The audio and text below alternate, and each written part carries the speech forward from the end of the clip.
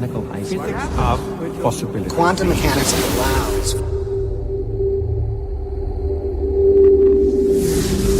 supreme mind.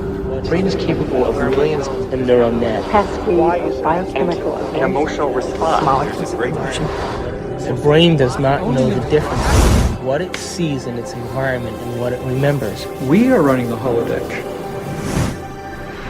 Whatever way we observe the world around us. So how can you continue to see the world as real if the self that is determining it to be real is intangible?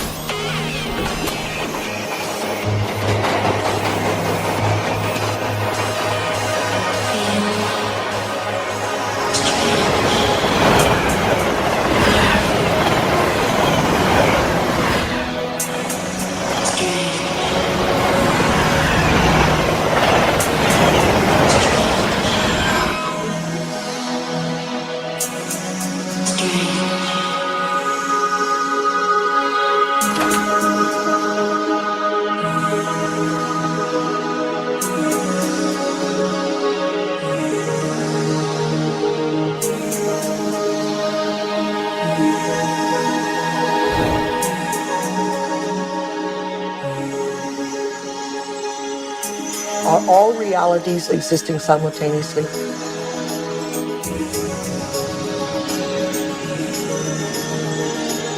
Is there a possibility that all potentials exist side by side?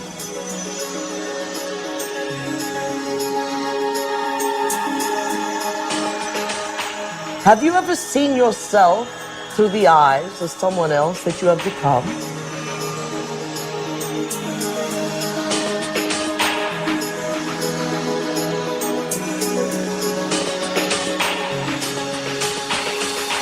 And looked at yourself through the eyes of the ultimate observer? Who are we? Where do we come from? What should we do? And where are we going? Why are we here? Well, that is the ultimate question, isn't it? What is reality? What I thought was unreal now, for me, seems in some ways to be more real than what I think to be real, which seems now more to be unreal. You can't explain it. And anybody who gets too lost and spends too much time trying to explain it is likely to get lost forever down the rabbit hole of mysteriousness. I think the more you look at quantum physics, the more mysterious and wondrous it becomes. Quantum physics, in very succinctly speaking, is a physics of possibilities. These are questions. These are addressing questions of how the world feels to us, of whether there's a difference between the way the world feels to us and the way it really is. Have you ever thought about what thoughts are made of? I think some of the things we're seeing with the children today is a sign that the culture is in the wrong paradigm and not appreciating the power of thought. Every age, every generation has its built-in assumptions that the world is flat, or that the world is round, etc. There are hundreds of hidden assumptions, things we take for granted that may or may not be true. Of course, in the vast majority of cases, historically, these things aren't true. So presumably, if history is any guide, much about what we take for granted about the world simply isn't true. But we're locked into these precepts without even knowing it oftentimes. That's a paradox. Modern materialism strips people of the need to feel responsible. And often enough, so does religion. But I think if you take quantum mechanics seriously enough, it puts the responsibility squarely in your lap, and it doesn't give answers that are clear-cut and comforting. It says, yes, the world is a very big place, it's very mysterious, mechanism is not the answer, but I'm not going to tell you what the answer is. Because you're old enough to decide for yourself. everyone a mystery? Is everyone an enigma? They most certainly are. Asking yourself these deeper questions opens up new ways of being in the world. It brings in a breath of fresh air. It makes life more joyful. The real trick to life is not to be in the know, but be in the mystery.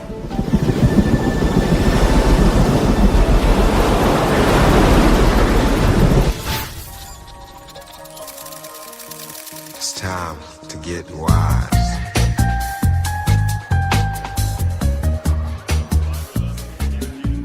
Why do we keep recreating the same reality? Why do we keep having the same relationships? Why do we keep getting the same jobs over and over again? In this infinite sea of potentials that exist around us, how come we keep recreating the same realities? Isn't it amazing that we have options and potentials that exist, but we're unaware of them? Is it possible that we're so conditioned to our daily lives, so conditioned to the way we create our lives, that we buy the idea that we have no control at all? We've been conditioned to believe that the external world is more real than the internal world. This new model of science is just the opposite.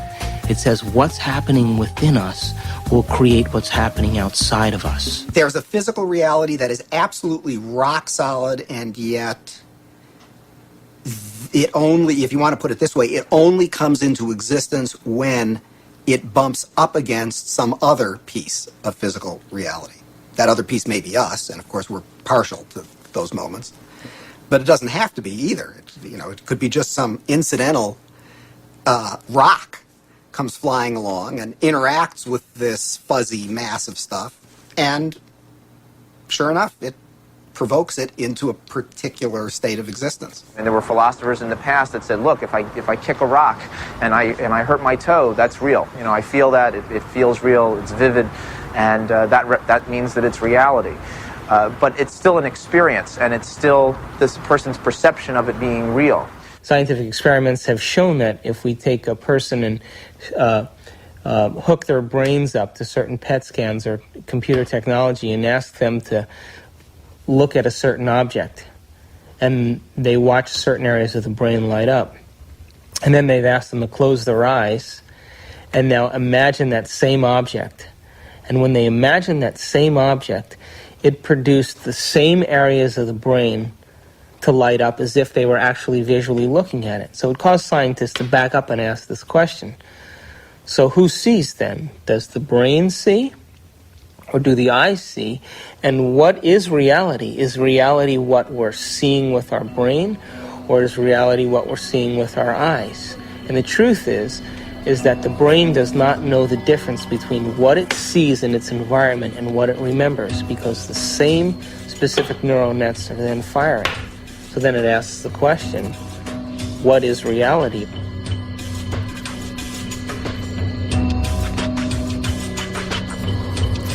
We're bombarded by huge amounts of information, and it's coming into our body and we're processing it, coming in through our sense organs, and it's percolating up, and at each step we're eliminating information, and finally what is bubbling up to consciousness is the one that's the most self-serving. The brain processes 400 billion bits of information a second, but we're only aware of 2,000 of those. But our awareness of those 2,000 bits of information are just about the environment, our body, and about time.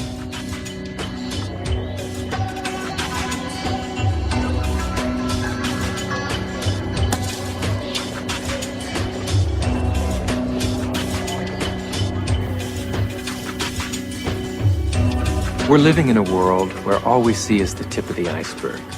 The classical tip of an immense quantum mechanical iceberg. Hey, wow! You got a lot of shots to develop? No. Oh, bummer. Well, I'll catch you later.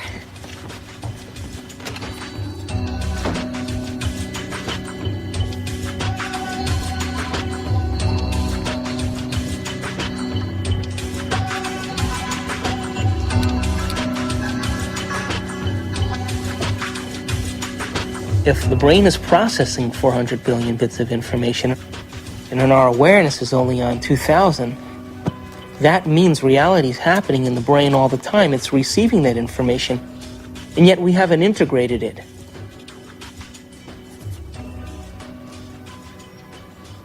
The eyes are like the lens, but the tape that's really seeing is the back of the brain. It's called the visual cortex. It's right back here. It's like this camera, and it's tape. Did you know that the brain imprints what it has the ability to see? Now, this is important. For example, this camera is seeing a lot more around me than what is here, because it has no objection and no judgment.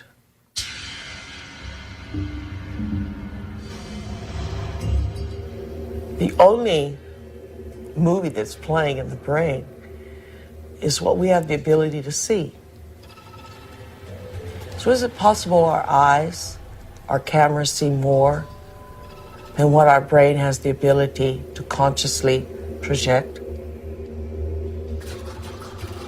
Well, the way our brain is wired up, we only see what we believe is possible. We match patterns that already exist within ourselves through conditioning. So a wonderful story that I believe is true is that when the Indians, the Native American Indians on the Caribbean islands, saw Columbus's ships approaching, they couldn't see them at all because it was so unlike anything they had ever seen before. They couldn't see it. When Columbus's armada landed in the Caribbean, none of the natives were able to see the ships, even though they existed on the horizon. The reason that they never saw the ships was because they had no knowledge in their brains or no experience that clipper ships existed. So the shaman starts to notice that there's ripples out in the ocean, but he sees no ship, but he starts to wonder what's causing the effect. So every day he goes out and looks and looks and looks, and after a period of time, he's able to see the ships. And once he sees the ships, he tells everybody else that ships exist out there because everybody trusted and believed in him. They saw them also.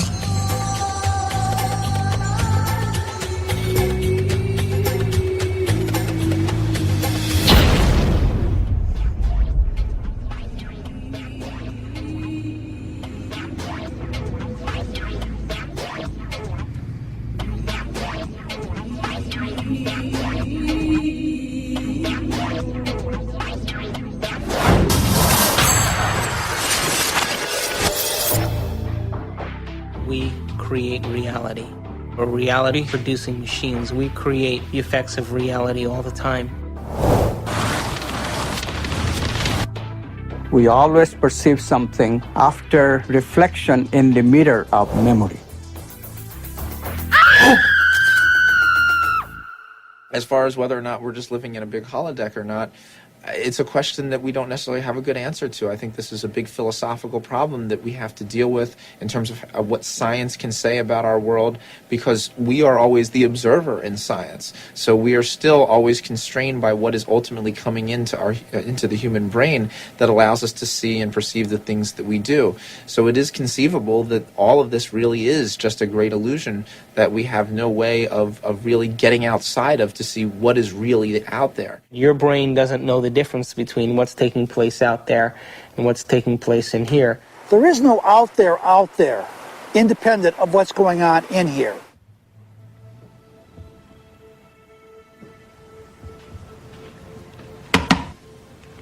You okay? I heard you scream earlier. Was it another dream?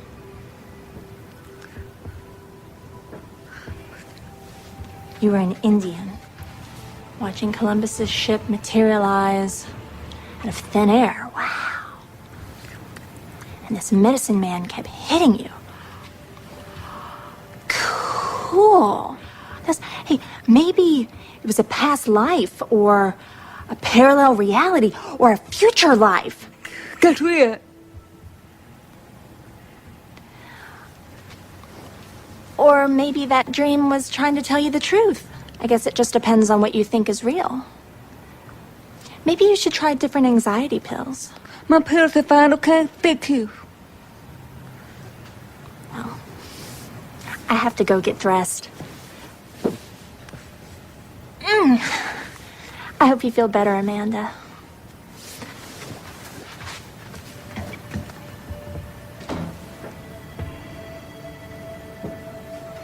God, Amanda, I could be such an asshole.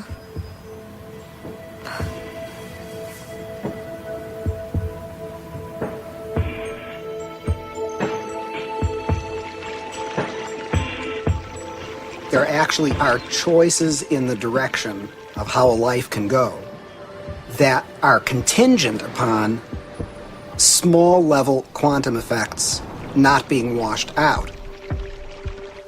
First of all, let's talk about the subatomic world, and then we'll talk about what it's telling us about reality. The first thing I want to tell you about the subatomic world is it's totally a fantasy created by mad physicists trying to figure out what the heck is going on when they do these little experiments. By little experiments, I mean big energy in little spaces and little pieces of time. It gets pretty nutty at that realm of things, and so subatomic physics was invented to try to figure that all out. We need a new science down there. It's called quantum physics, and it is subject to a whole range of debatable hypotheses, thoughts, feelings, intuitions as to what the heck is really going on. Matter is not what we have long thought it to be. To the scientist, matter has always been thought of as sort of the ultimate in that which is static and predictable. Within all the atoms and molecules, all the space within that, the particles take up an insignificant amount of the volume of an atom or molecule, the fundamental particles. The rest of it is vacuum. What seems to happen is that particles appear and disappear all the time. So where do they go when they're not here? Now, that question is tricky. I'm going to give you two answers. Answer number one, they go into an alternative universe where the people in that universe are asking the same question about those particles when they come into our universe. They say, where do they go?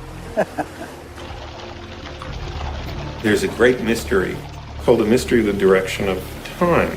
There's a certain sense in which the fundamental laws of physics that we have don't make any interesting distinction, say, between past and future. For example, it's a puzzle from the standpoint of the fundamental laws of physics.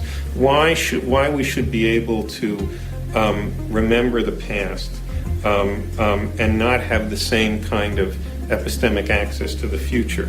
It's a puzzle from the standpoint of these laws, why we should think something like, by acting now, we can affect the future but not the past.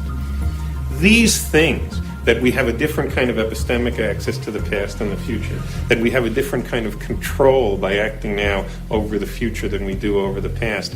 These things are so fundamental to the way we experience the world that that it seems to me not to be curious about them is to be, 3/4 of the way to being dead.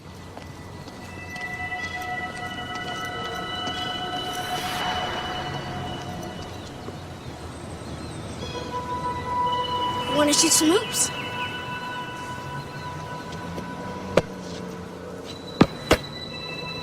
No, you don't have to be like that. Come on and play.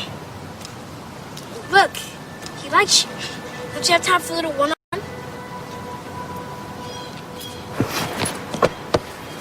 How long has it been since you played? Come on, you got the ball. Take a shot. No, my lady, not from there. It's out of bounds. Gotta be on the court to be in play.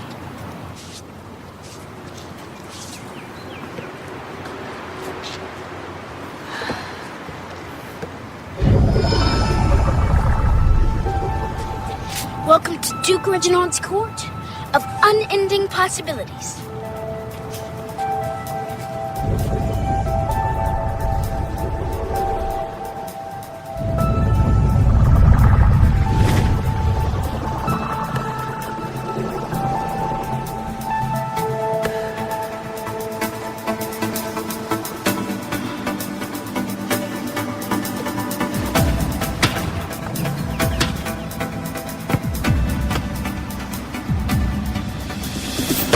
Court rules.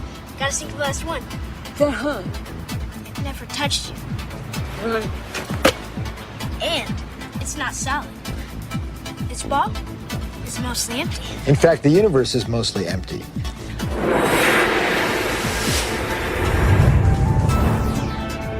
We like to think of space as empty and matter as solid. But in fact, there is essentially nothing to matter whatsoever. It's completely insubstantial. Take a look at an atom. We think of it as a kind of hard ball. Then we say, oh, well, no, not really. It's this little tiny point of really dense matter right at the center, surrounded by a kind of fluffy probability cloud of electrons popping in and out of existence. But then it turns out that that's not even right. Even the nucleus, which we think of as so dense, pops in and out of existence just as readily as the electrons do. The most solid thing you can say about all this insubstantial matter is that it's more like a thought. It's like a concentrated bit of information. What makes up things are not more things, but what makes up things are ideas, concepts, information. And like I said, it never touches.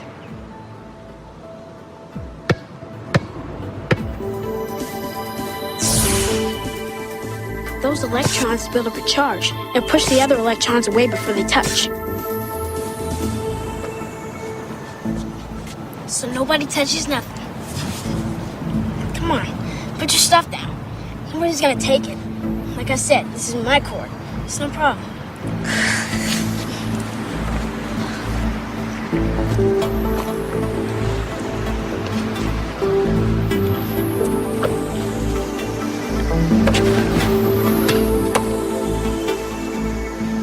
How long has it been? I blink. It's only in conscious experience that it seems that we move forward in time. In quantum theory, you can also go backwards in time. You can always go back in time.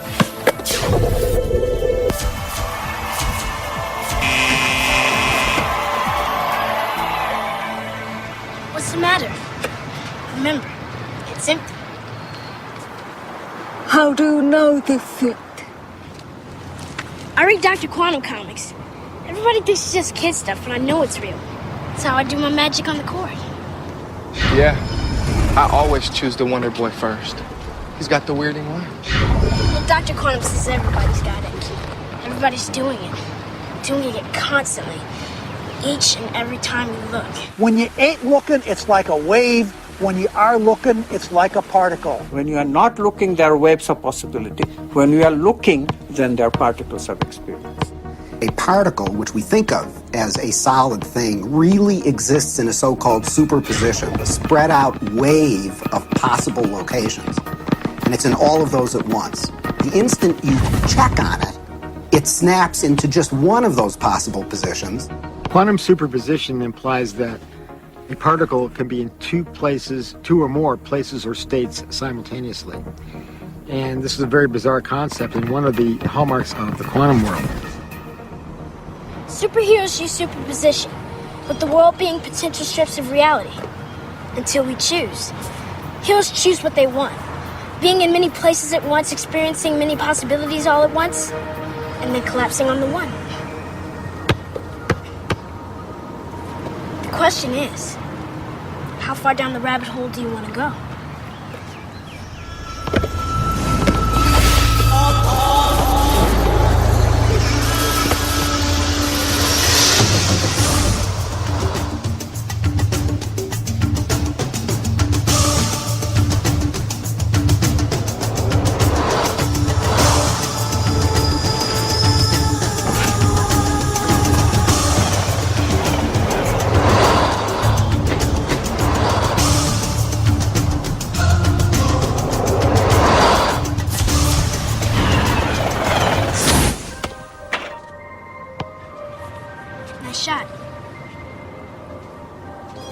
How can a system or an object be in two or more states at the same time?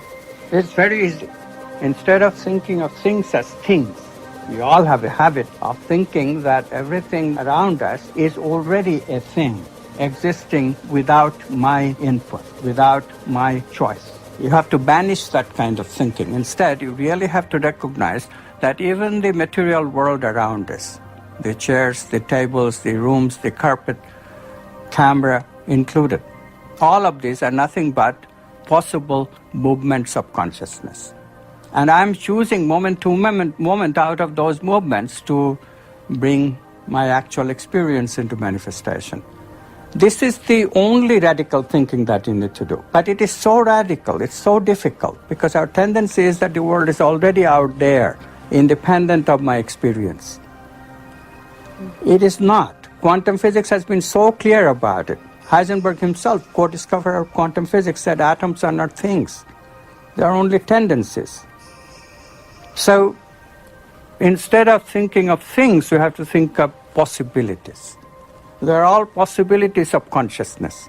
You now can see in numerous labs around the United States objects that are large enough to be seen by the naked eye, and they are in two places simultaneously. And you can actually take a photograph of that. Now, I suppose if you showed a photograph, they'd say, oh, great, here's this nice blob of colored light, and I see there's a bit of it over here, and another bit of it. So you got a picture of two dots. What's the big deal? And if you say, well, look right in the chamber. You can see it right there. Oh, I see two things there. You say, no, that's not two things. That's one thing. It's the same thing in two places. I'm not sure that people's jaw would drop about it, because I don't think people really believe it. And I don't mean that people say, oh, you're lying, or, oh, the scientists are confused. I think it is so mysterious that you can't even understand how amazing it is. And then furthermore, you've seen Star Trek and whatnot.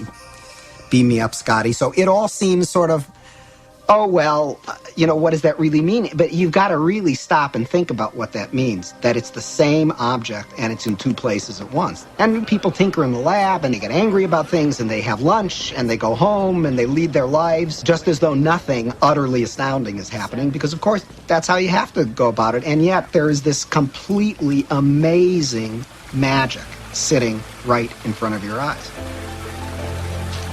Quantum physics calculates only possibilities. That if we accept this, then the question immediately comes, what chooses among these possibilities to bring the actual event of experience? So we directly, immediately see that consciousness must be involved. The observer cannot be, that consciousness must be involved. The observer cannot be ignored. We know what an observer does from a point of view of quantum physics, but we don't know who or what the observer actually is. Doesn't mean we haven't tried to find an answer. We've looked. We've gone inside of your head. We've gone into every orifice you have to find something called an observer, and there's nobody home. There's nobody in the brain. There's nobody in the cortical regions of the brain. There's nobody in the subcortical regions or the limbic regions of the brain. There's nobody there called an observer. And yet we all have this experience of being something called an observer, observing the world out there. Is this the observer, and which is so intricate to understanding the wacky, weird world of quantum particles and how they react? Is this, then, the observer? In my modeling, the observer is the spirit inside the four-layered bio-body suit. And so it's like the ghost in the machine. It is the consciousness that's driving the vehicle. And it is observing the surround. The four layers of the bio-body suit have all kinds of sensory systems to pick up signatures from the surround.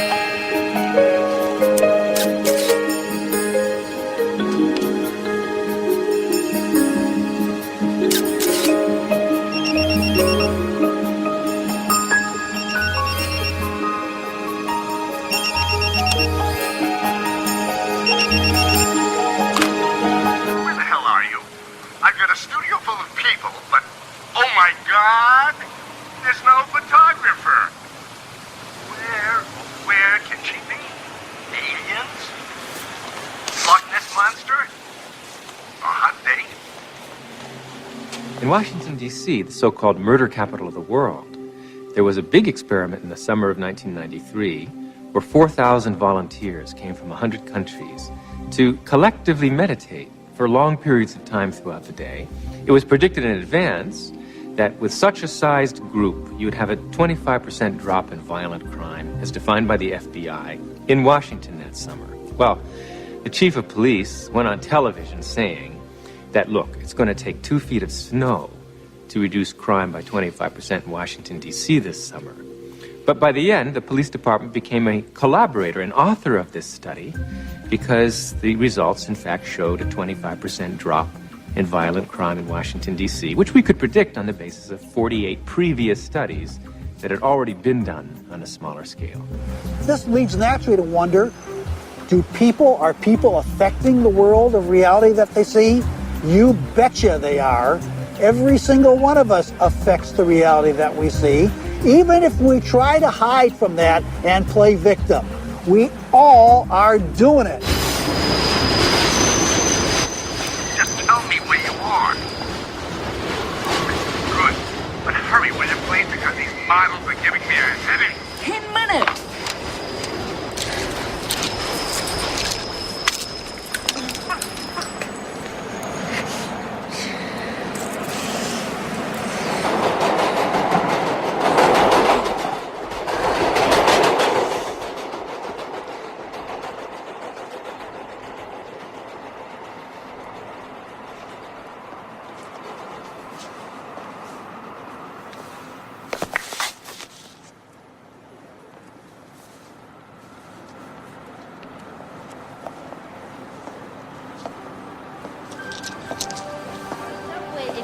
comes to us from Japan and Mr. Masuro Emoto.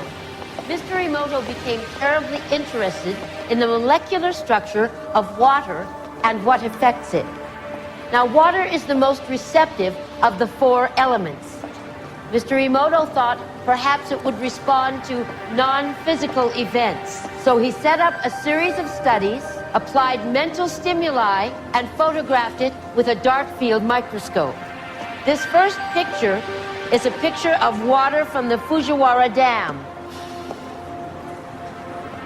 And this picture is the same water after receiving a blessing from a Zen Buddhist monk. Now, in this next series of pictures, Mr. Emoto printed out words, taped them to bottles of distilled water, and left them out overnight. This first photograph is a picture of the pure distilled water, just the essence of itself. These subsequent photographs, as you can see, are each different. This is the chi of love. And we move along here to thank you. And you can see where he taped that to this bottle here. But if you read Japanese, you already knew that. Now, Mr. Emoto speaks of the thought or intent being the driving force in all of this. The science of how that actually affects the molecules is unknown, except to the water molecules, of course. And it's really fascinating when you keep in mind that 90% of our bodies are water.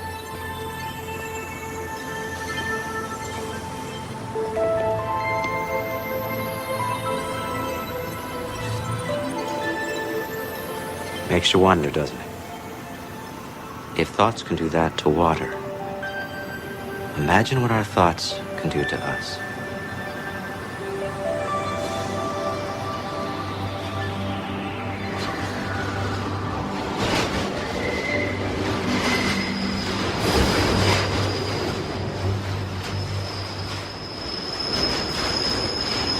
Absolutely, thought alone can completely change the body. Most people don't affect reality in a consistent, substantial way because they don't believe they can.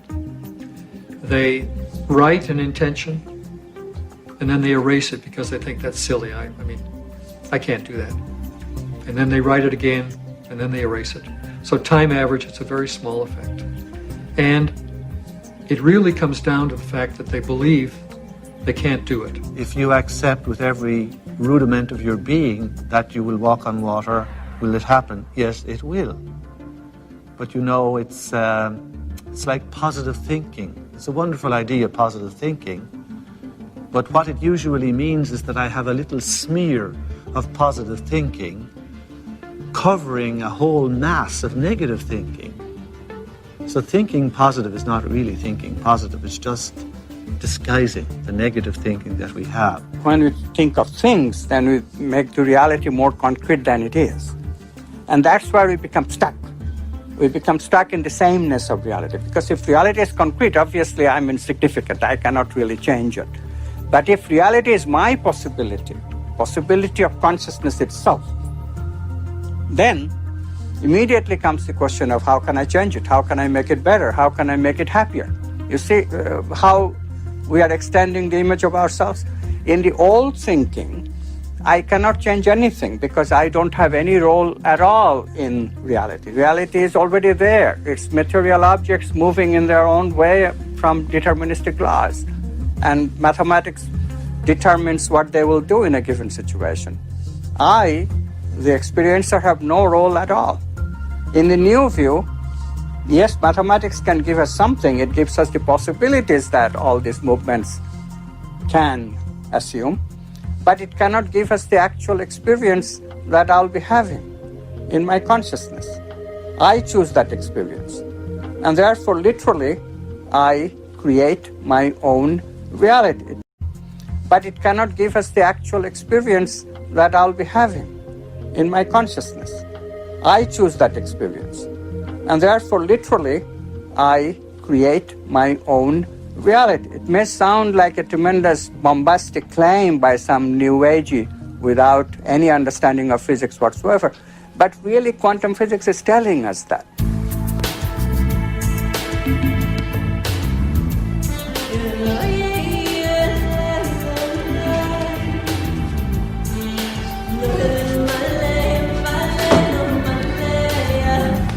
Hey, how was the shoot? So.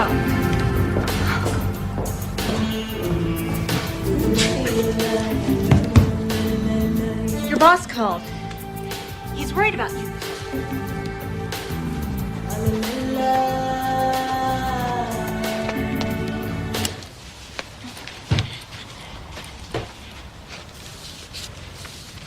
Amanda, I want to thank you for letting me stay here. I know I'm a bit much sometimes and that it's been tough after Bob and all. And you've just been so wonderful. I mean, I make a mess and, well, I clean up afterwards, but it's not really your style. Sometimes I think you make me sane. Me? The day I make someone sane, they're in trouble. Anyway, I made you something as a thank you gift.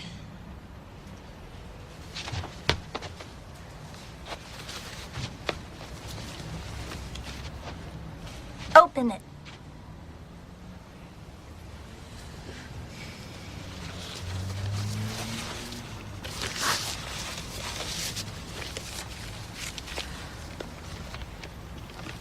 I went through your pictures and picked my favorite ones. And it took me forever because there's so many good ones.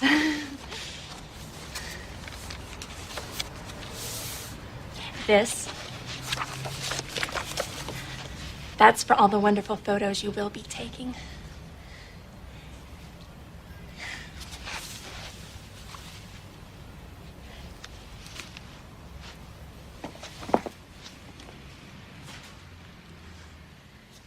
Oh. I've had a strange day. Thank you.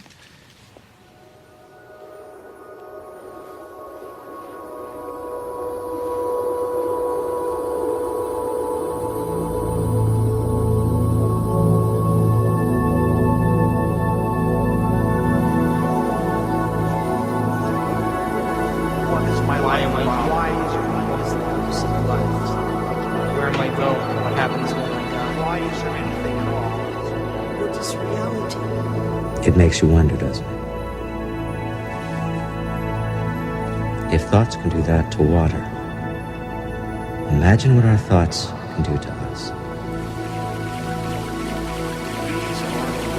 Reality ultimately comes down to our Have you ever thought about what thoughts are made of? Is there a substance of thought? I guess it just depends on what you think is real. The world being possible timelines of reality. Until we choose. Are all realities in the quantum field existing simultaneously? I definitely think an addiction is something real, something that you can't stop. There literally are different worlds in which we live. There's the macroscopic world that we see. There's the world of our cells. There's the world of our atoms. There's the world of our nuclei. These are each totally different worlds. They have their own language. They have their own mathematics. They're not just smaller. Each is totally different. But they're complementary. Because I am my atoms. But I am also my cells. I'm also my macroscopic physiology. It's all true. They're just different levels of truth. The deepest level of truth uncovered by science and by philosophy is the fundamental truth of unity. At that deepest subnuclear level of our reality, you and I are literally one.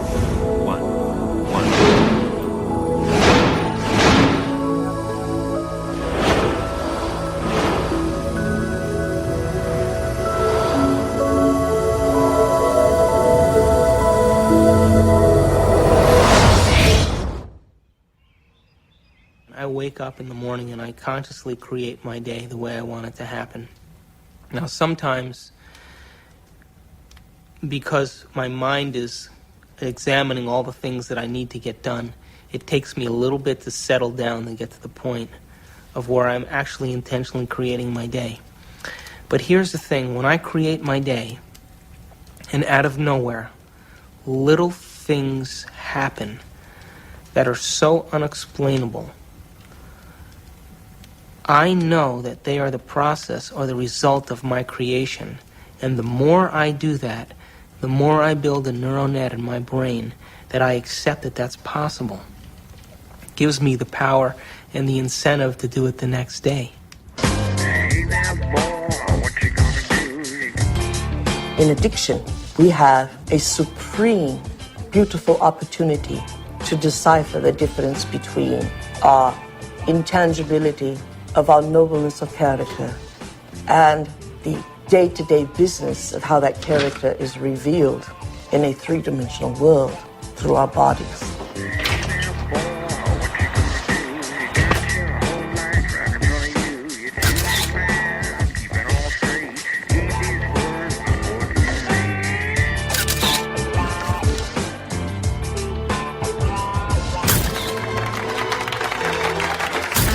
Weddings. And what we will learn is that addiction is the feeling of a chemical rush that is cascaded through the bodies through a whole assortment of glands and ductless glands and through the spinal fluid, a feeling that some would call a sexual fantasy. It only takes one sexual fantasy for a man to have a hard-on. In other words, it only takes one thought here for a man to have an erection in his member. And yet, there was nothing outside of him that gave him that. It was what was within him that gave him that. Oh, hey, Amanda, I didn't know you were there. Guilty. A wedding. Come on, blink. This is a good assignment, if you'd see it that way. What to see? I do.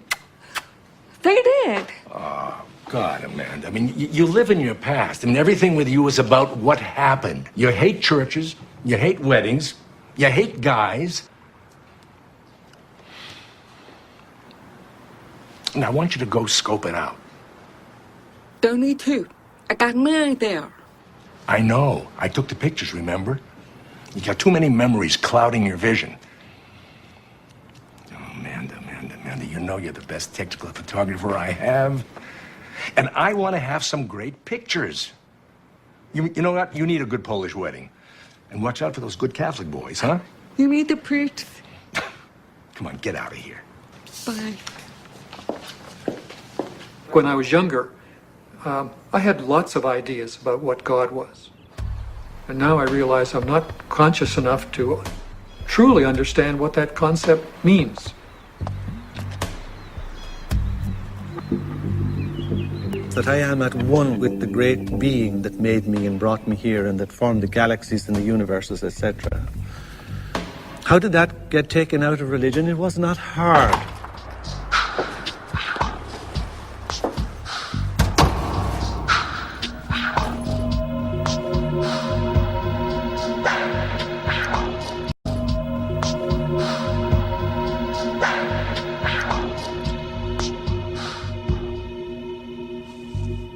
Most of the problems that religion and the various philosophical movements down through the centuries have produced have been errors because that's where they started. That God is a distinct, separate being from us, to whom I must offer worship, whom I must cultivate, humor, please, and hope to attain a reward from at the very end of my life. That is not what God is. That is a blasphemy. God is such a broad thing, some parts of which, most of the parts of which that are associated with organized religion is something that I sort of recoil at and something that I think has done a lot of harm to the world, done harm to women, done harm to oppressed peoples, done harm to the World Trade Center. And yet, at the same point, we have the epitome of a great science. The closest science has ever come to explaining Jesus' interpretation that the mustard seed was larger than the kingdom of heaven. And the only science that can fit into that analogy is quantum physics.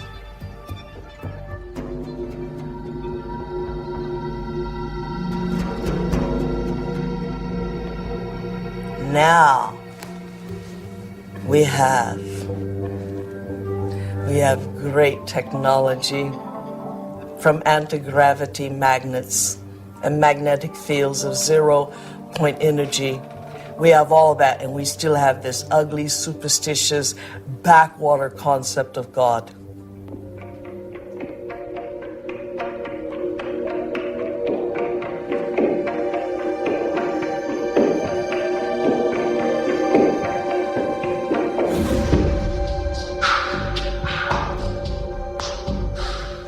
Fall into line very readily when they're threatened by these cosmic sentences of everlasting punishment. But this is not how God is. And once you start to question the traditional images, caricatures of God, people feel you're an agnostic or an atheist or a subverter of the social order.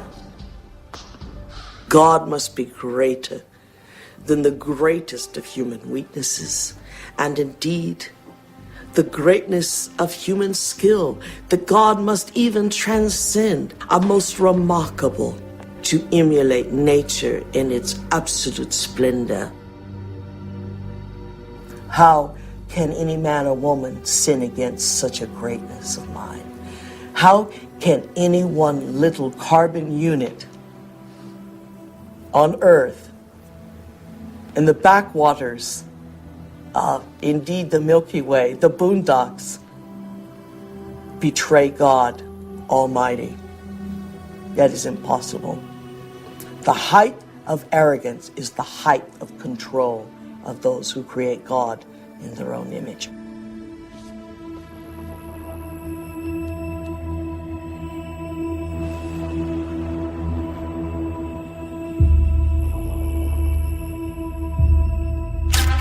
I now present to you Mr. and Mrs. Richard Buck Filipowski.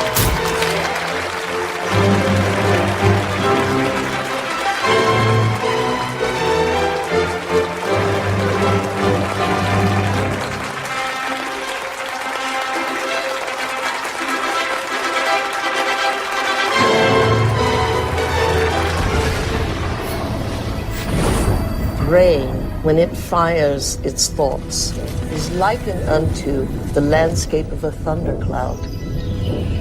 And the synaptic cleft is the sky between the storm and the earth receptor site.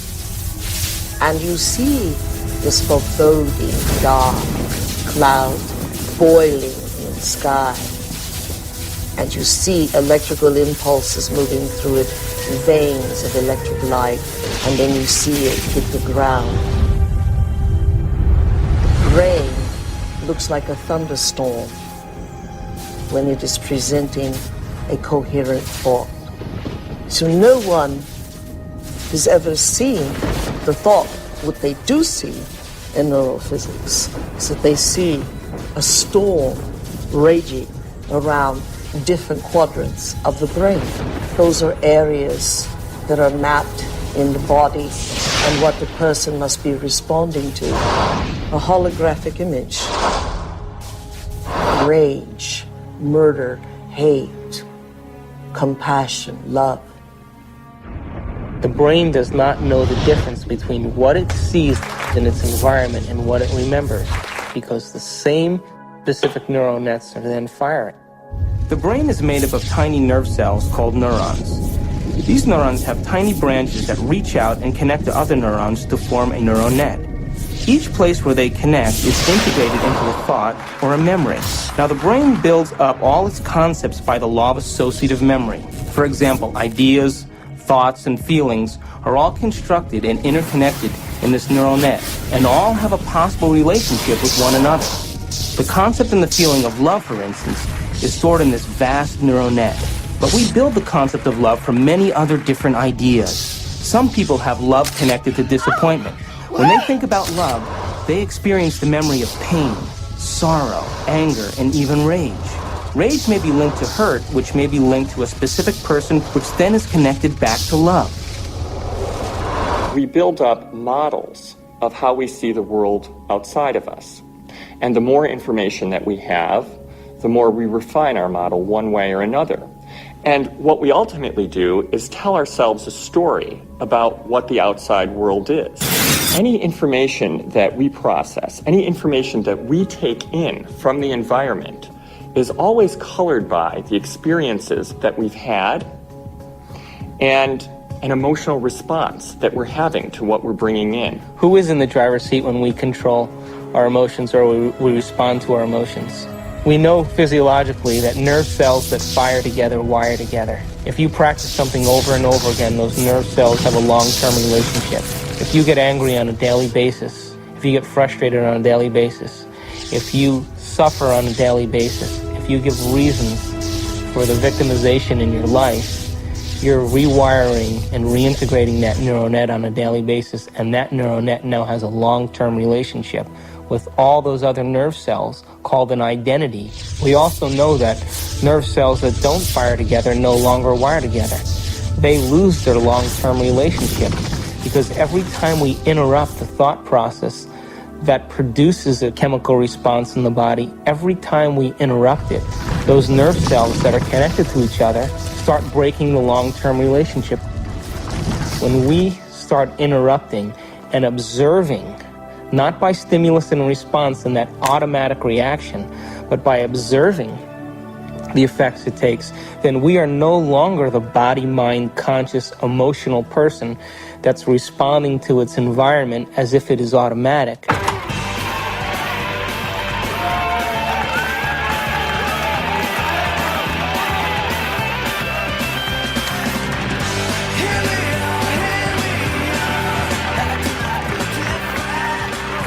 Does that mean emotions are good or emotions are bad?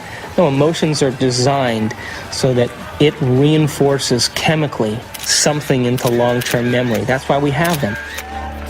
All emotion is holographically imprinted chemicals. The most sophisticated pharmacy in the universe is in here. There's a part of the brain called the hypothalamus. And the hypothalamus is like a little mini factory, and it is a place that assembles certain chemicals that match certain emotions that we experience. Those particular chemicals are called peptides. They're small chain amino acid sequences. The body's basically a carbon unit that makes about 20 different amino acids all together to formulate its physical structure.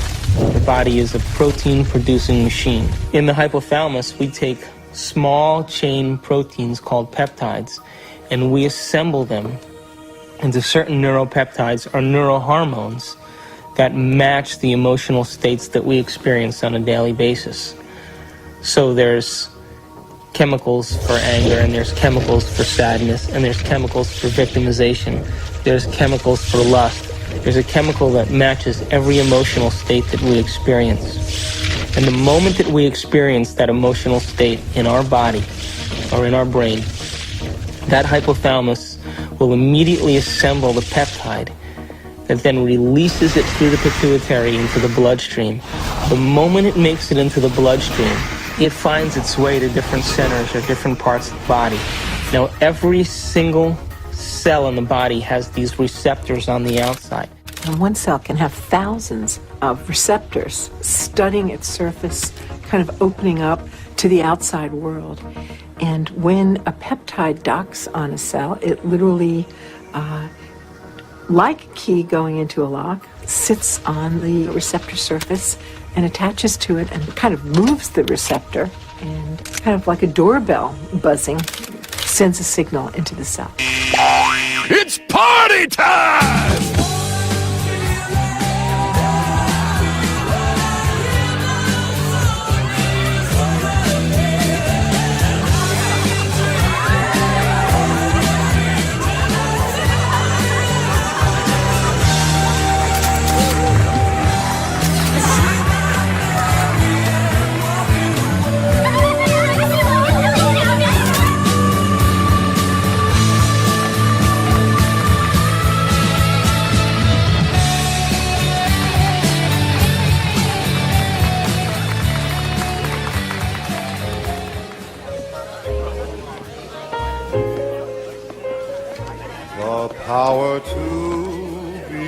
What happens in adulthood is that most of us who've had our glitches along the way are operating in an emotionally detached place, or we're operating as if today were yesterday.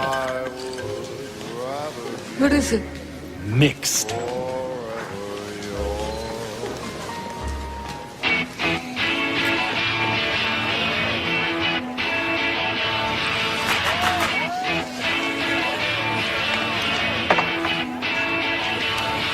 In either the disconnected place or the overly emotional reactive place, because they've gone to an earlier time in reality, the person is not operating as an integrated whole.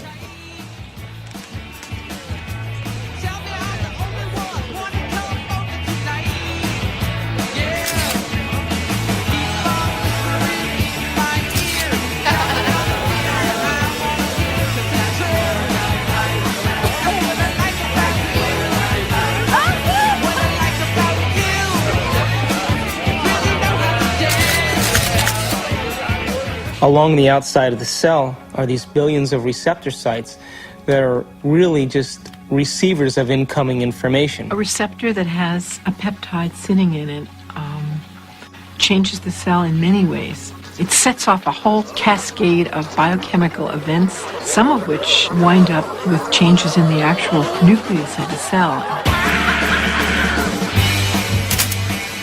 Hi, when I grew up, I want to become a photographer just like you. Oh. Got any tips? Take that picture. Thanks. Each cell is definitely alive, and each cell has a consciousness, particularly if we define consciousness as the point of view of an observer. There is always the perspective of the cell. Years later!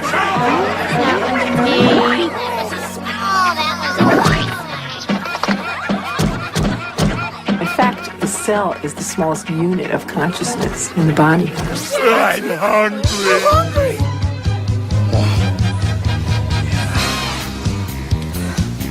Oh yeah! We've commandeered an entire serving platter!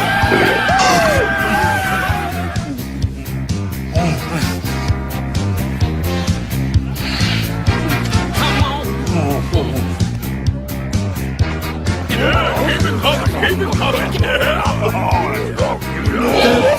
Oh yeah!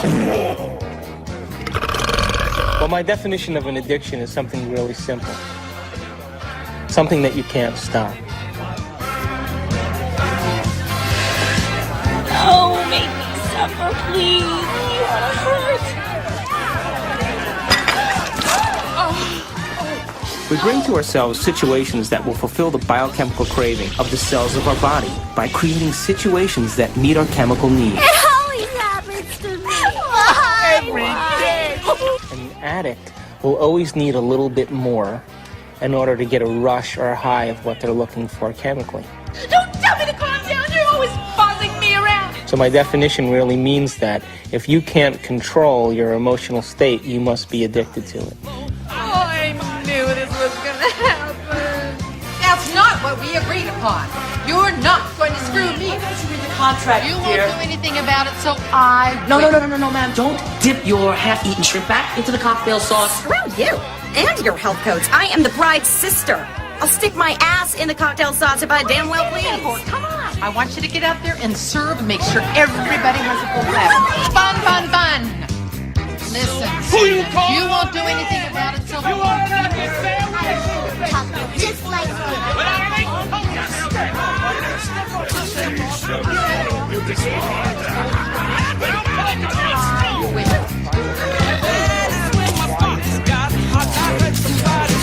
What is reality? What is the real?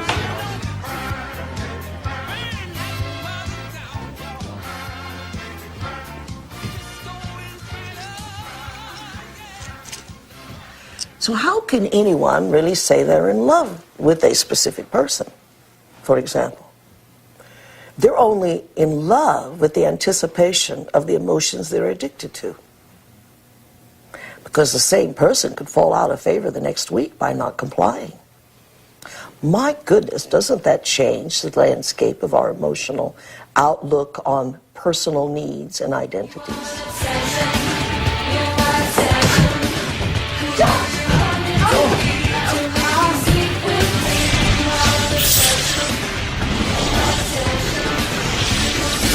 Oh, yeah.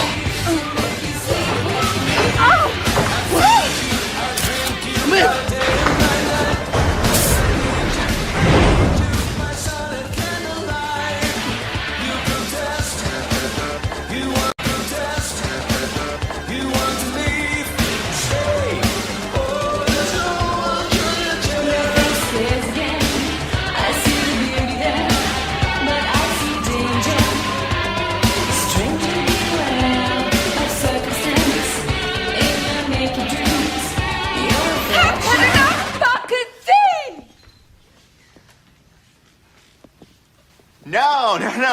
No. You got the punchline wrong. It's a photographer's joke. Go on about your music?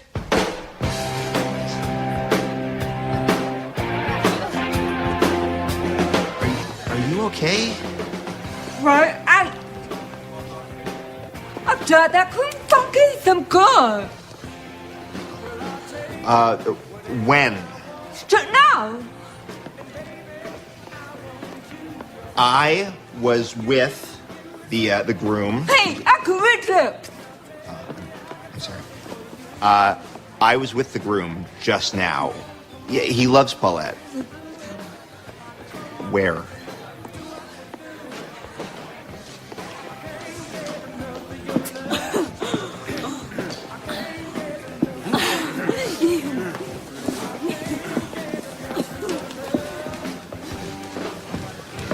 Polacks, they all look the same in a tux.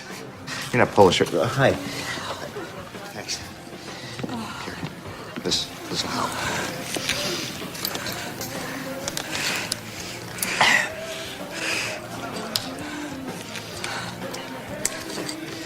Oh, thank you. No problem. That was in my mouth. Forget it.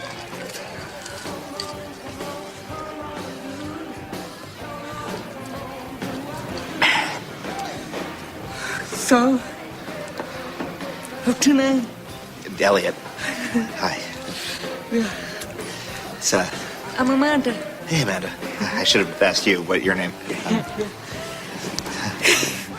You photograph a lot of weddings? I hate it. I'm doing the thing again with my hands. I'm sorry. we are emotions, and emotions are us. Again, I can't separate emotions. When you consider that every aspect of your digestion, every sphincter that opens and closes, every group of cells that come in for nourishment and then moves out to heal something or repair something, those are all under the influence of the molecules of emotion. I mean, it's this total buzz. So you ask if emotions are bad. Emotions are not bad. They're life. They color the richness of our experience.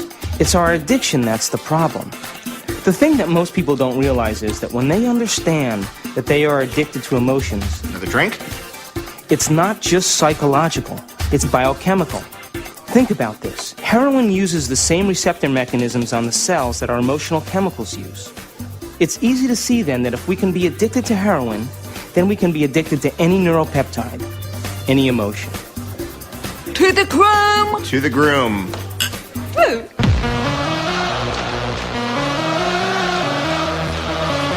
What's up, guys? What's up, man? Hello. What do we need? Some boxes. Put out! Yeah, baby!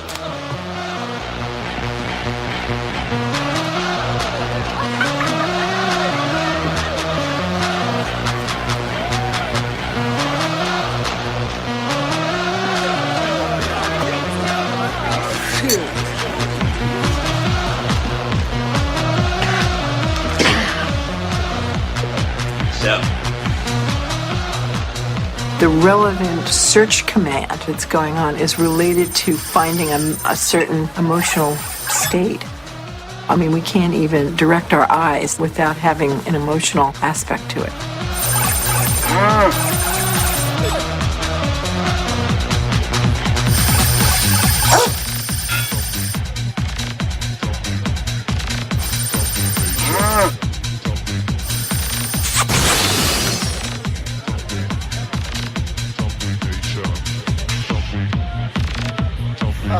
Oh, gosh.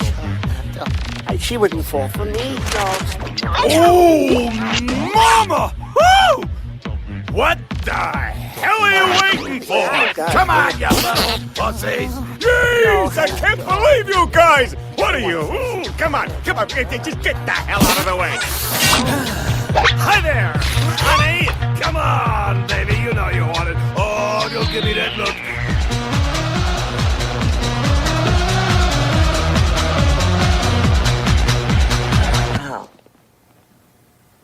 What about people who are addicted to sex?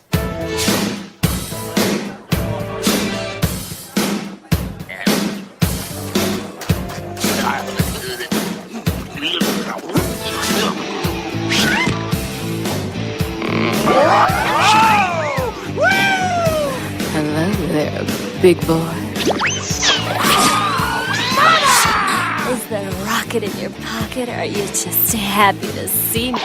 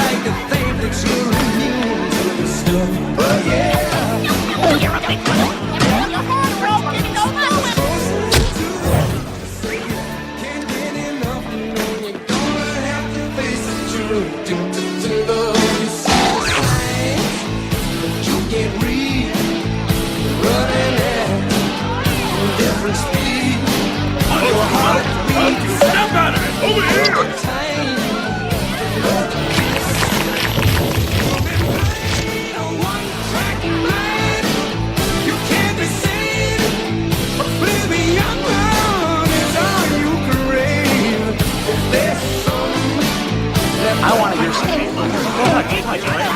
touch anything. All right, it's very expensive equipment, all right?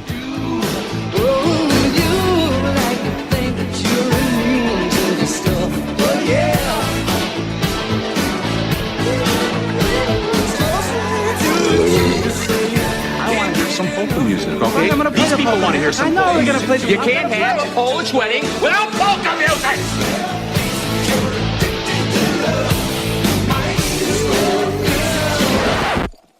No, would you leave it alone? Keep your fucking hands up! How can you have a Polish wedding without any fucking Polish music? Keep your fucking hands off my equipment, man!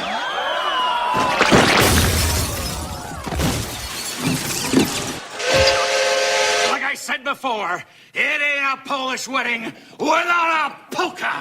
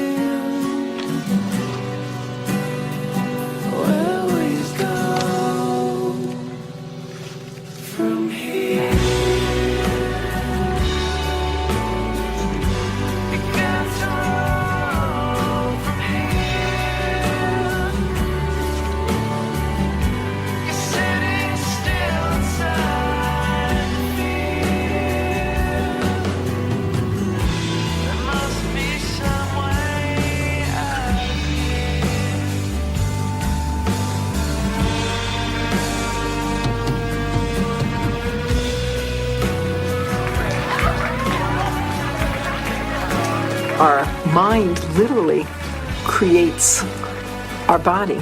So it all starts in the cell. The cell is a protein-producing machine, but it gets its signal from the brain. One of the things about receptors is they change in their sensitivity. If a given receptor for a given drug or internal juice is being bombarded for a long time at a high intensity, it will literally shrink up. There will be less of them, or it will be hooked up in such a way that it is desensitized or downregulated. So the same amount of drug or internal juice will elicit a much smaller response.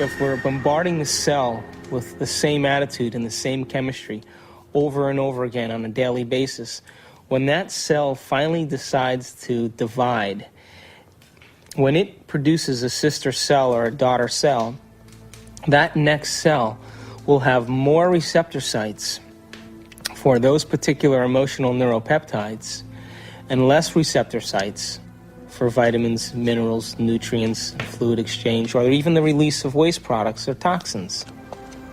Now, all aging is a result of improper protein production. What happens when we age? Our skin loses elasticity. Well, elastin is a protein. What happens to our enzymes? We don't digest as well. What happens to our synovial fluid?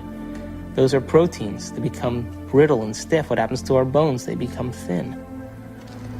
So all aging is a result of improper protein production. So then the question arises, does it really matter what we eat? And does nutrition really have an effect if the cell doesn't even have the receptor sites after 20 years of emotional abuse to even receive or let in the nutrients that are necessary for its health?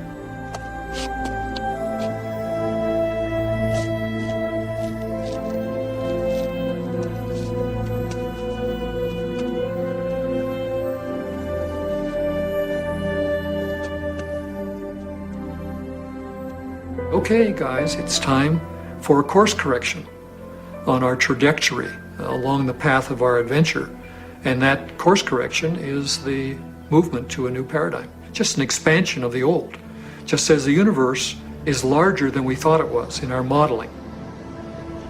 And it's always larger than we think it is.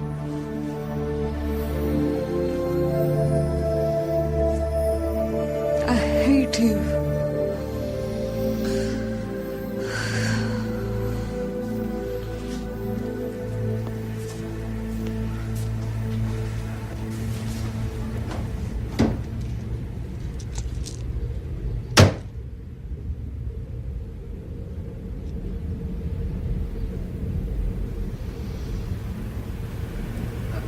Hate you.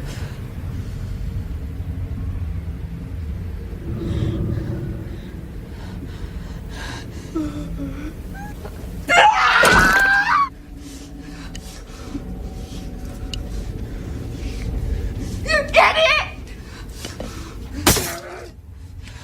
You're fat! Look at you! You're fat! You're ugly! You're worth nothing! You get it all! I hate you!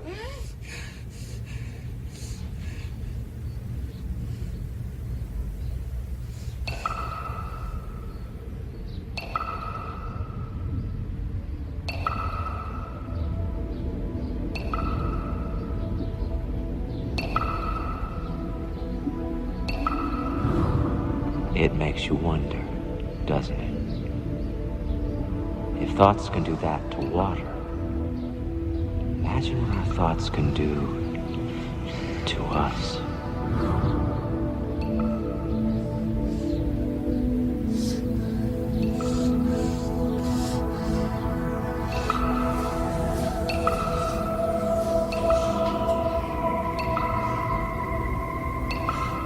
No one has ever came along and ever given you sufficient, intelligent knowledge about your beautiful self, how you work from the inside out.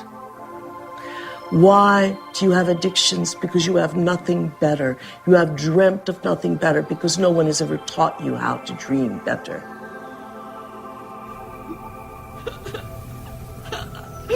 Do I think that you are bad? I don't think you're bad. Do I think you're good? I don't think you're good either. I think you're God.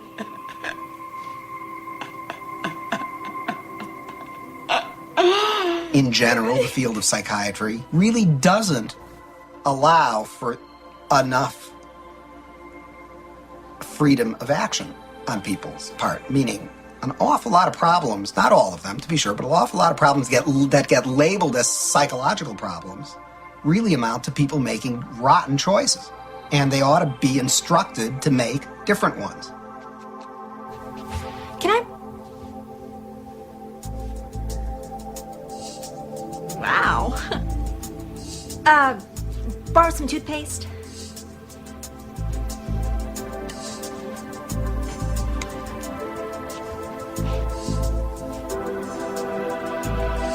Thanks!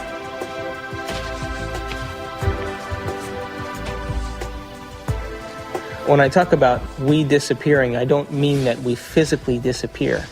What I mean is that we move out of the area of the brain that has to do with our personality, that has to do with our association to people, our association to places, our association to things and times and events. We don't exist in the associative centers in our brain that reaffirms our identity and reaffirms times and events.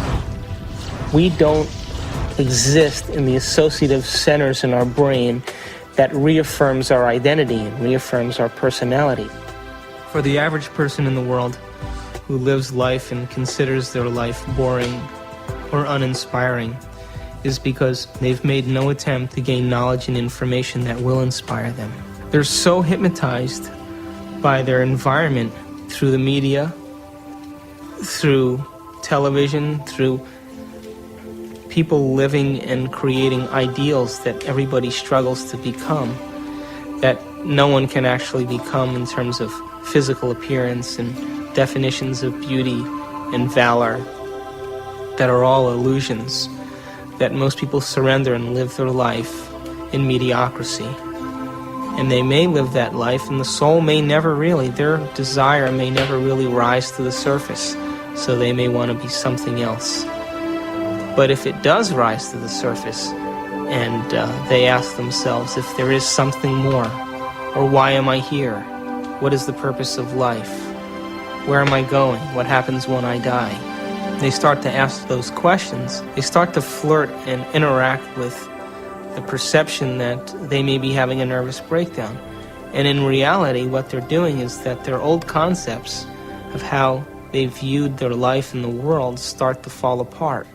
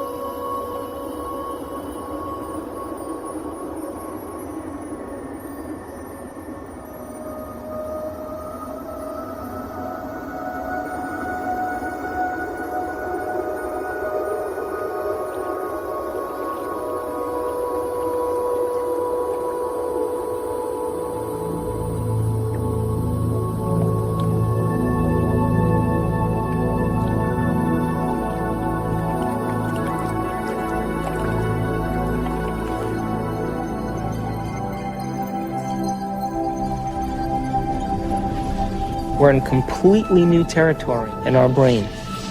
And because we're in completely new territory, we're rewiring the brain, literally reconnecting to a new concept.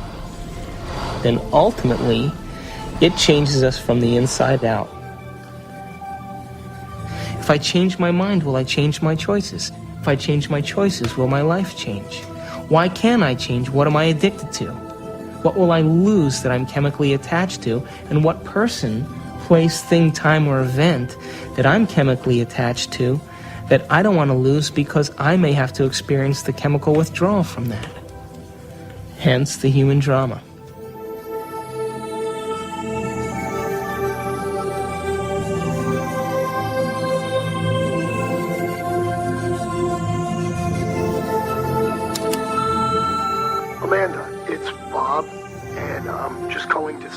I hope that you can come tonight. I really want to see you. I really want to talk to you. I know we can work things out.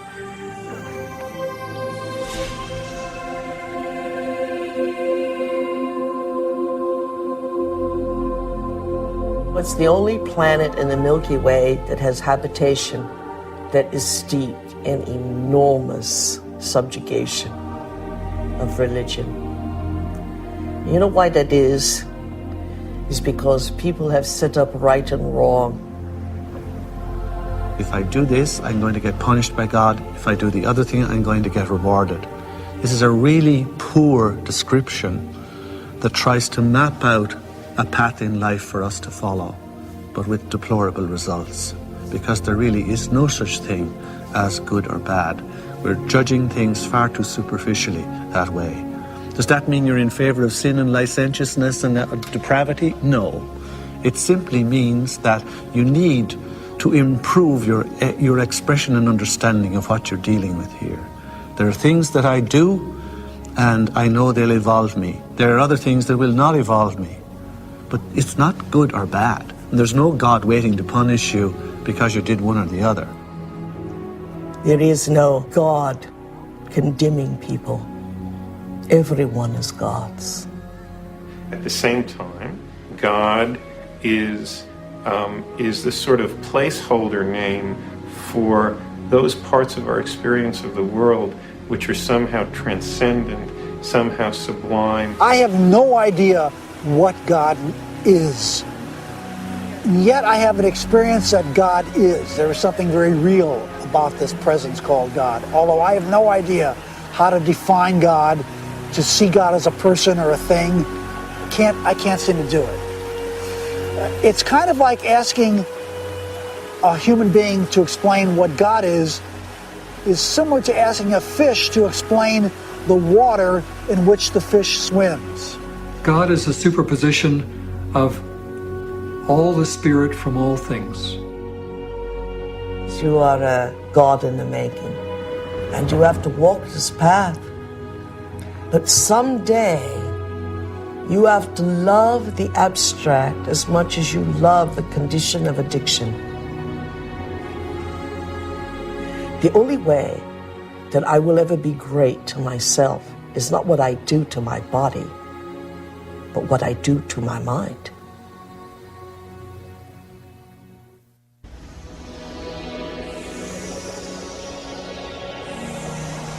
So if we're consciously designing our destiny, and if we're consciously, from a spiritual standpoint, throwing in with the idea that our thoughts can affect our reality or affect our life, because reality equals life, then I have this little pact that I have when I create my day.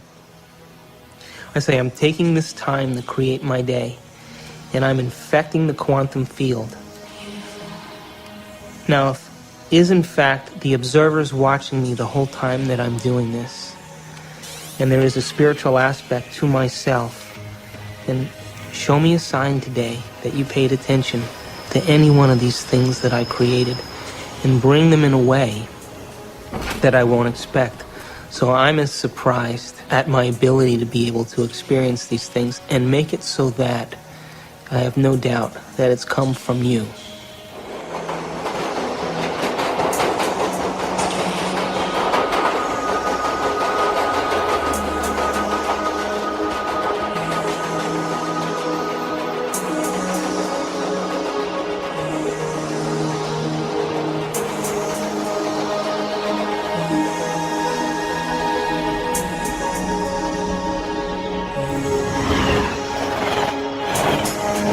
The brain is capable of millions of different things that people just really should learn, that how incredible they actually are and how incredible their minds actually are, and that not only do they have this unbelievable thing within their head that can do so many things for them and can help us learn and can actually change and adapt, and it can make us something better than what we actually are, and it can actually help us to transcend ourselves.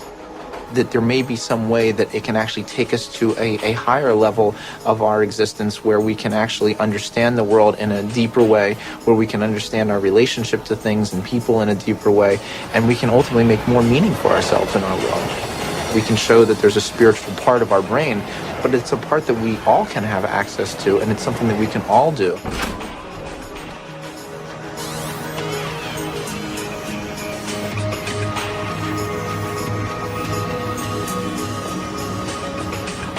We have to formulate what we want and be so concentrated on it and so focused on it and have so much of our awareness of it that we lose track of ourselves.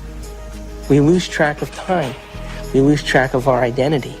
And the moment we become so involved in that experience that we lose track of ourselves, we lose track of time. That picture is the only picture that's real, and everybody's had that experience when they've made up their mind that they've wanted something. That's quantum physics in action. Physics in action. That's manifesting reality. That's the observer in full effect. Your consciousness influences others around you. It influences material properties. It influences your future. You are co-creating your future.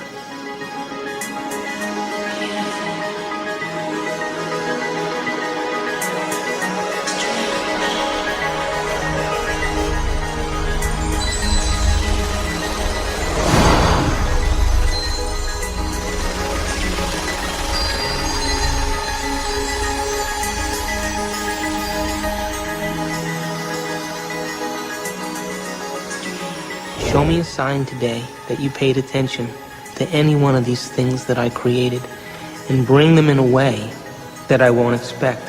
So I'm as surprised at my ability to be able to experience these things and make it so that I have no doubt that it's come from you.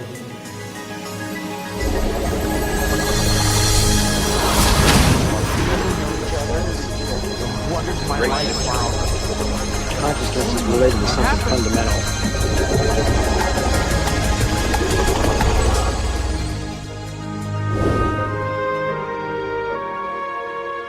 Have you ever seen yourself through the eyes of someone else that you have become?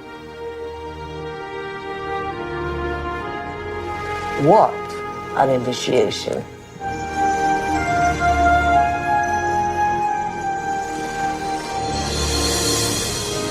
Have you ever stopped for a moment and looked at yourself through the eyes of the ultimate observer?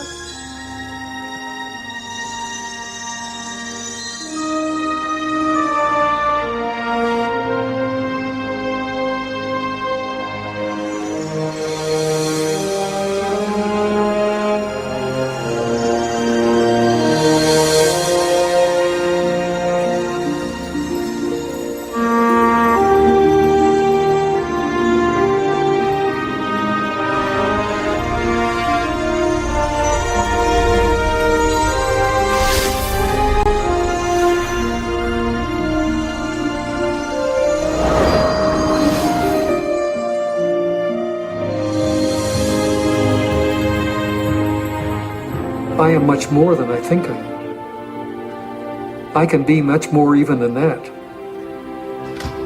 I can influence my environment with people. I can influence space itself. I can influence the future. I am responsible for all those things. I and the surround are not separate. They're part of one. I'm connected to it all. I'm not alone.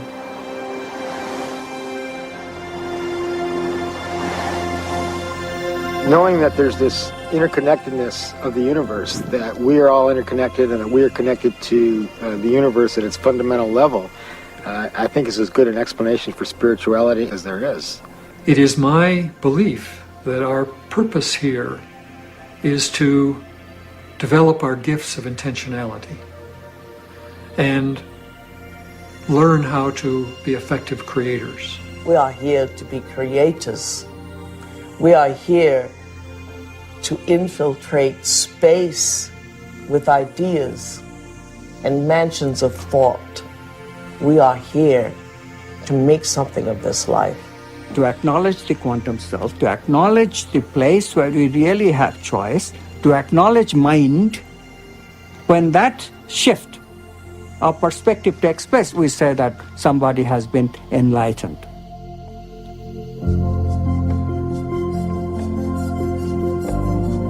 Quantum mechanics allows for the intangible phenomenon of freedom to be woven into human nature.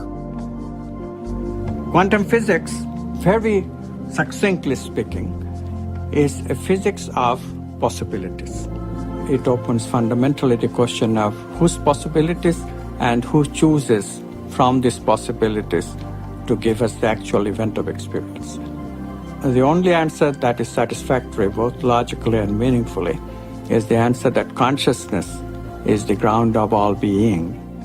We must pursue knowledge without any interference of our addictions.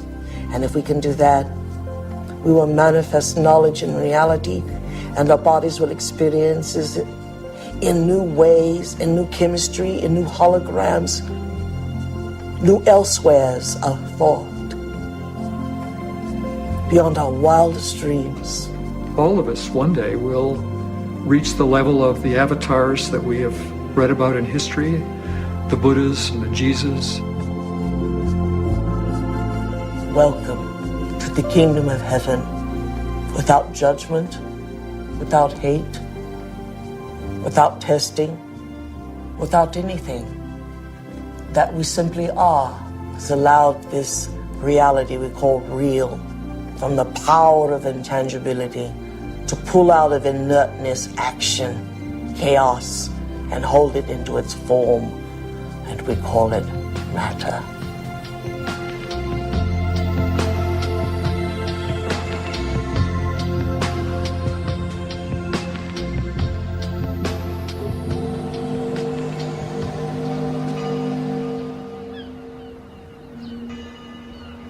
How can we measure the effects?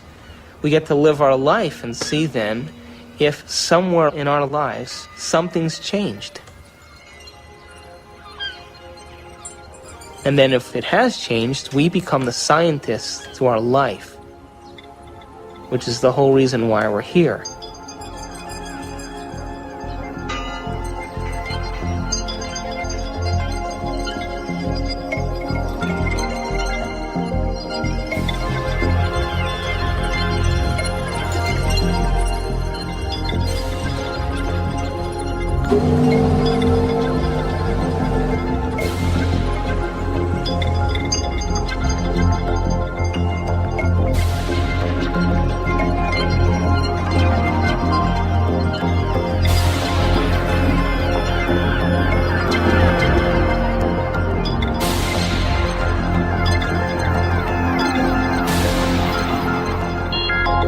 Don't just take it at face value.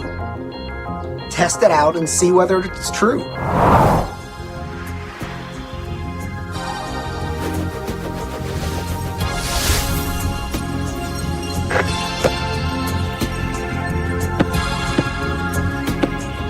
Hey, you're back. I'm back. So you never answered my question. What question? How far down the rabbit hole do you want to go?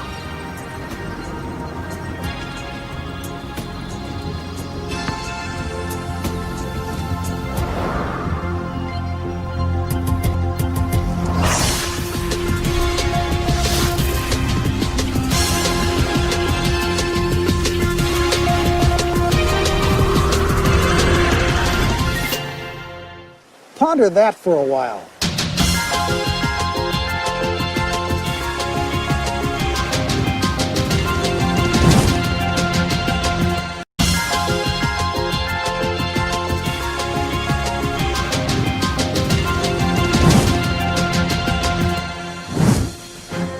My name is David Albert.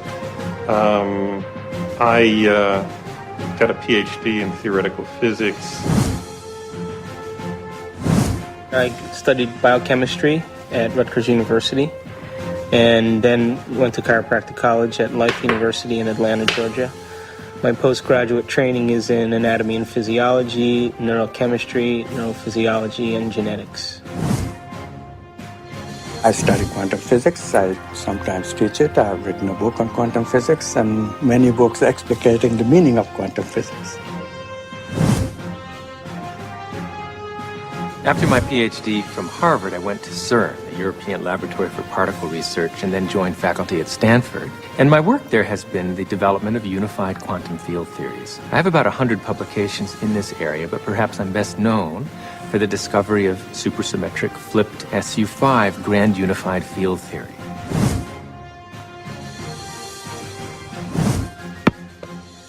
I make my living as an anesthesiologist, and every day as I put my patients to sleep, I kind of wonder where they go and why they're there in the first place. And that's one of the reasons that attracted me to anesthesia and the study of consciousness.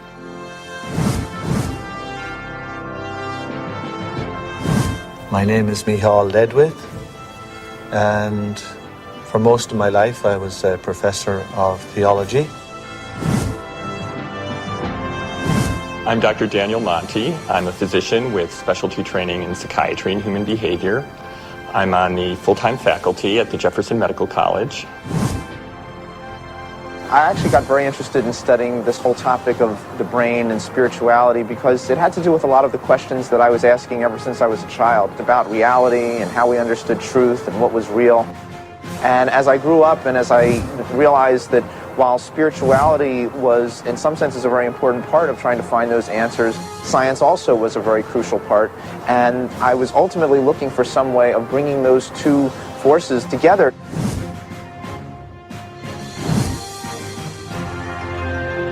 Well, my name is Candace Pert, and I'm a professor at Georgetown in the medical school. Here we are actually filming great thinkers. Everyone in this room is a great thinker. Now that we got them thinking, that's always a trick, isn't it? I should make it clear that I'm a graduate student in physics. I'm not a full-fledged theoretical physicist yet. But if fortune smiles on me and I continue to work like a dog on my problem sets and exams and whatnot, eventually what I hope to do with this is to apply fundamental quantum theory to quantum information processing. So I decided, well, if I gave up being department chairman, and if I gave up all my professional committees, and I gave up all my government committees, I would have a block of time that I could put to work. Of course, I give up all my power positions, but you have to sacrifice something. I had to keep my day job because my family needed to be fed.